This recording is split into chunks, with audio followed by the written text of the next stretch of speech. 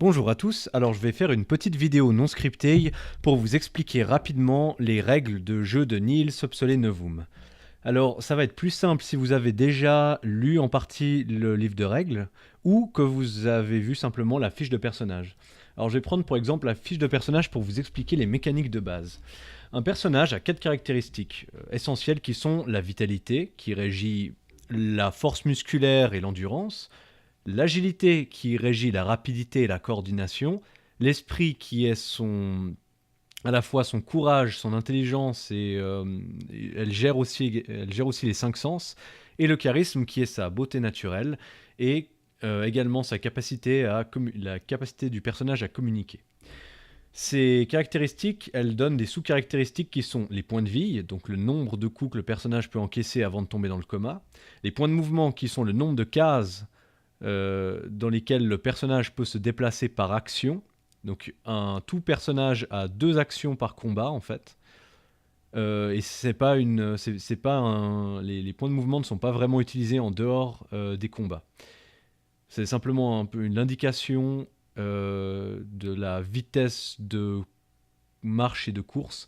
Il faut savoir qu'un humain moyen a environ 6 points de mouvement. Pour les points de vie, ça sera 5 points de vie pour un humain moyen. Ensuite, sous l'agilité, il y a également la défense. La défense, c'est le nombre que doit faire un personnage pour vous toucher. C'est-à-dire, par exemple, si vous avez 15 points de défense, l'adversaire lance un dé 20, il fait 10, il ajoute encore, par exemple, si vous tirez dessus au pistolet, ça va appeler l'agilité. Il a 3 en agilité, donc il est à 13 pour vous toucher. Ensuite, il se peut que ce personnage ait des bonus, par exemple un +2 au toucher avec les armes à feu, ou il peut également utiliser ce qu'on appelle des points de focus. Ce qu'on va voir après, ce sont des bonus que n'importe qui peut utiliser à tout moment pour réussir ses jets. Alors, imaginons par exemple que le personnage n'a que 13, vous avez 15 de défense, il ne vous touche pas. Par contre, si le personnage a un bonus de +2 par exemple qui fait monter son 13 à 15, il vous touche et vous allez subir des dégâts soit dans votre armure, soit dans vos points de vie. Ensuite, la santé mentale, donc qui est liée à l'esprit, c'est simplement comme vos points de vie, mais mentaux. C'est entre l'indication de votre santé mentale et de votre courage en fait. Dès que vous en avez plus, vous perdez simplement le contrôle de votre personnage.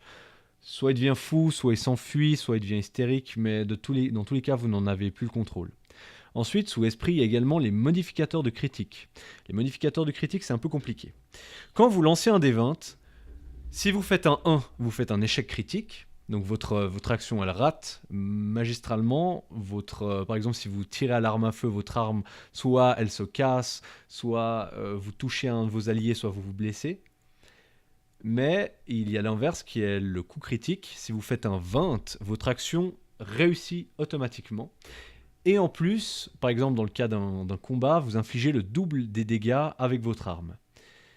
Le modificateur de critique fait en fait que vous avez plus de chances de faire ce qu'on pourrait appeler des faux coups critiques. Par exemple, un personnage qui a un modificateur de critique de 18 plus en fait, s'il lance un dé et que ça fait 20, il réussit automatiquement son action et il inflige le double des dégâts en combat. S'il fait un 19 et qu'il réussit son action, il inflige le double des dégâts. Mais s'il ne réussit pas son action, par exemple, comme je vous l'ai dit avant, il fait par exemple un 13. Non, pardon. Non, il fait un plus de 19, mais que son adversaire, par exemple, a une défense de 30 et qu'il est incapable de le toucher. L'action rate. Si on vous demande quelque chose, enfin, si vous ne réussissez pas votre coup, le modificateur de critique ne vous permet pas de faire un critique. C'est si vous réussissez votre action, alors elle est critique. Elle est considérée comme magistrale. Ce qui fait en fait que certains personnages sont très intelligents. Le maximum pour ça, c'est les gobelins, notamment qui ont un modificateur de critique de +10. Ça fait que lorsqu'ils lancent un dé et qu'ils réussissent leur action, il y a une chance sur 2 pour que leur action soit critique, donc réussissent magistralement. Ça, c'est quand on a beaucoup d'esprit, on est très intelligent, on réussit pas, ça nous permet pas de réussir automatiquement ce qu'on fait. Par exemple, je donne un exemple, si un personnage qui a 10 d'esprit tente de faire une cabriole, il n'est pas sûr de réussir parce qu'il n'est pas forcément très agile. Mais étant très intelligent et ayant beaucoup de bon sens, il est capable de mieux réussir ses actions. Il est naturellement doué, mais ce n'est pas obligatoire qu'il réussisse en fait ce qu'il entreprend. Ensuite, il y a le charisme avec la beauté. Donc la beauté, c'est simple, elle va de 1 à 10, c'est simplement à quel point votre personnage est beau, c'est l'impression qu'il dégage chez les gens, et un peu la confiance qu'on pourrait éventuellement lui offrir au premier abord. Il faut savoir que toutes les races n'ont pas le même niveau de beauté. Il y a des races qui sont limitées à 3, il y a des races qui sont limitées à 6, il y a des races qui sont limitées à 1. Il y a des races qui peuvent monter jusqu'à 10.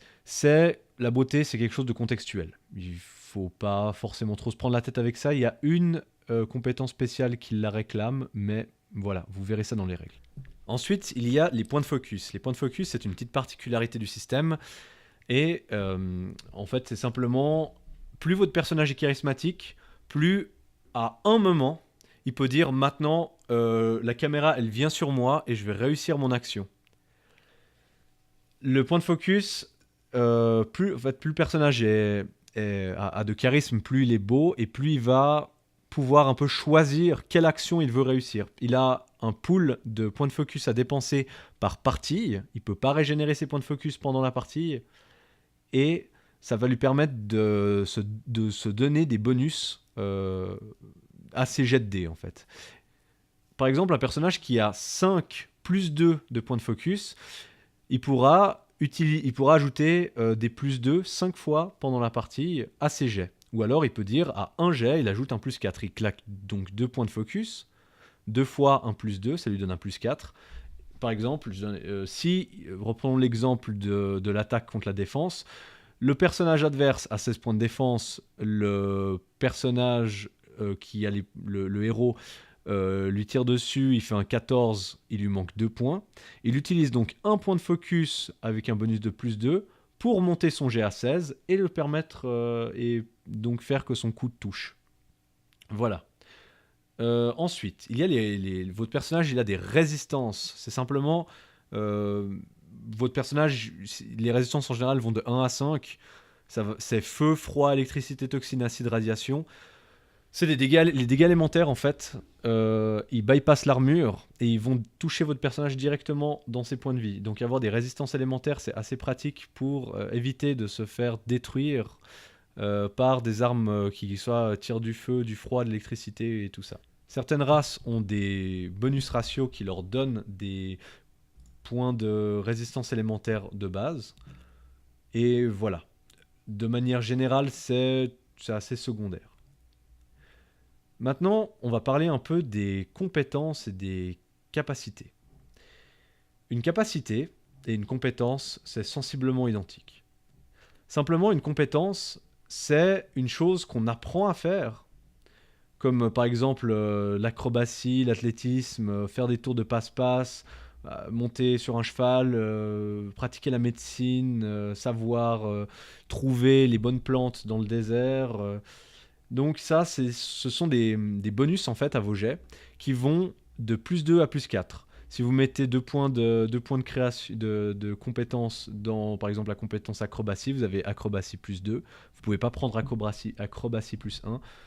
Et si vous voulez encore augmenter, vous pouvez encore en mettre 2 points pour augmenter acrobatie à plus 4. Ça veut dire que quand vous allez par exemple devoir sauter d'un toit pour essayer de ratterrir plus bas sans vous faire mal, bah vous faites un jet d'acrobatie, donc c'est agilité plus 1 des 20 plus votre bonus. Je sais pas, imaginons que le personnage fait 13, avec, il fait de nouveau 10 avec le dé, il a 3 en agilité, et il a un plus 2 en acrobatie, il fait 15, c'est un jet standard, il réussit.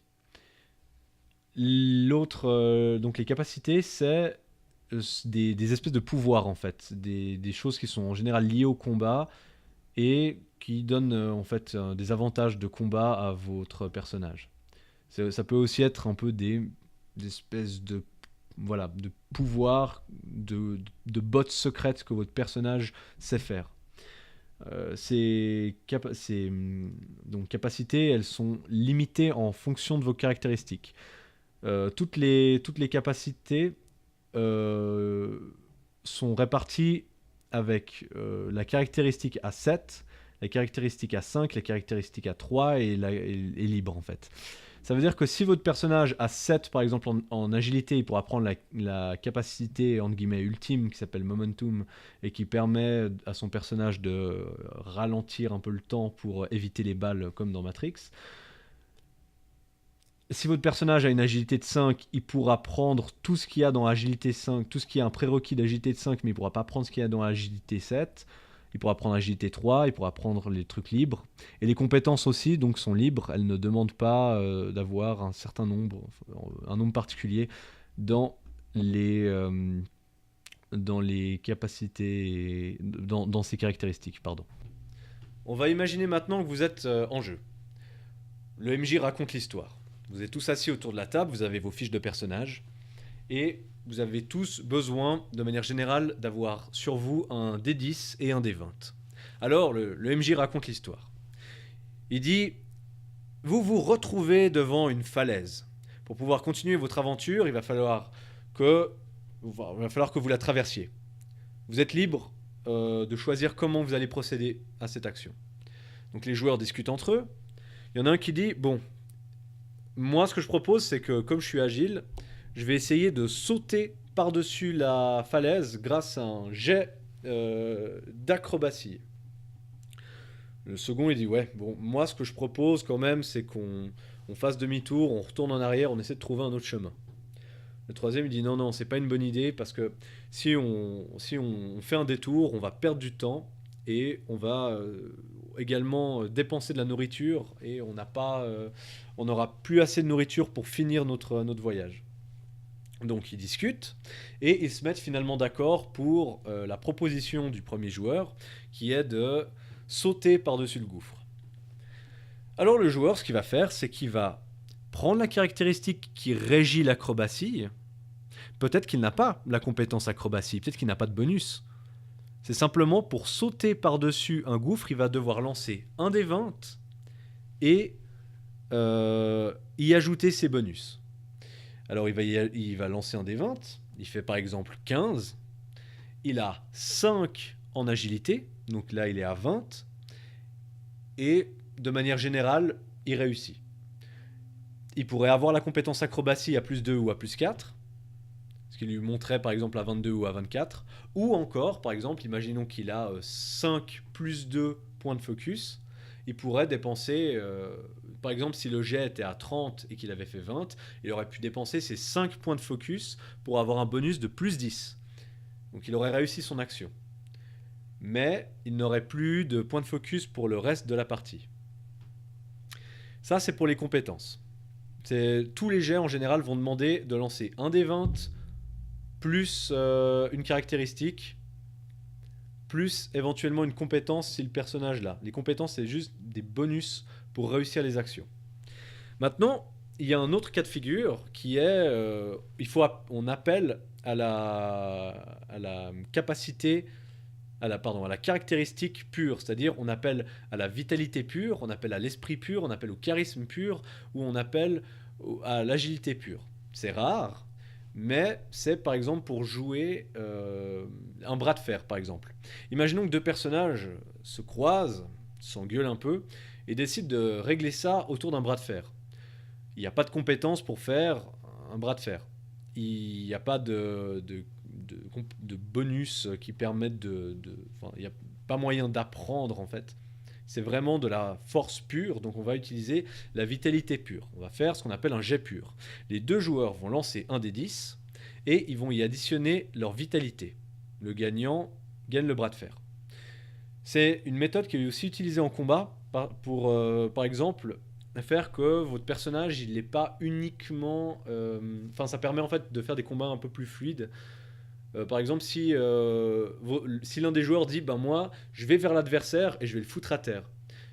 Il n'y a pas de capacité ou de compétence particulière pour mettre quelqu'un à terre, c'est juste de la force brute. Alors le MJ il va dire ok, alors dès que tu es au contact avec ce personnage, tu prends une action pour me faire un jet de vitalité pure, donc le prendre et le foutre à terre, et l'adversaire, il va enfin, le MJ décide s'il va faire par exemple un jet de vitalité pure ou un jet par exemple d'agilité pure pour esquiver plutôt que lutter avec le joueur. Voilà, le gagnant soit applique l'effet demandé ou alors il ne se passe rien. Voilà, ça c'est au MJ de décider. Il y a un petit chapitre au début du livre, dans les règles, qui explique un peu ça. Donc voilà, NSSN, ça se joue principalement au D10 et au D20. Partez du principe que vous devez toujours lancer un D20, sauf quand c'est demandé, ou quand il n'y a pas de règle spécifique à une action. L'exemple, faire un bras de fer ou par exemple, si vous dites aux joueurs, vous vous trouvez dans une caverne, soudainement le plafond s'effondre, vous devez vous jeter sur le côté. Alors, c'est un truc qui, vous pouvez dire, ben voilà, c'est pas, vous n'avez pas le temps de faire une cabriole préparée, c'est dans l'instant, dans la seconde, faites-moi un jet d'agilité pure. Vous lancez un D10, vous additionnez ça à votre caractéristique d'agilité et on regarde combien ça fait. Tous ces jets, pour savoir s'ils réussissent ou pas, il y a deux tableaux qui sont donc ce qu'on appelle les DD, les degrés de difficulté. Et il y a le DD pour les D20 et le degré de difficulté pour les D10. Ça, c'est dans les règles. Voilà. J'espère que c'était clair pour vous. Je vais faire encore un petit message audio non scripté pour expliquer comment fonctionnent les combats. Et normalement, après ça, vous connaîtrez les bases du jeu. Merci beaucoup de votre écoute.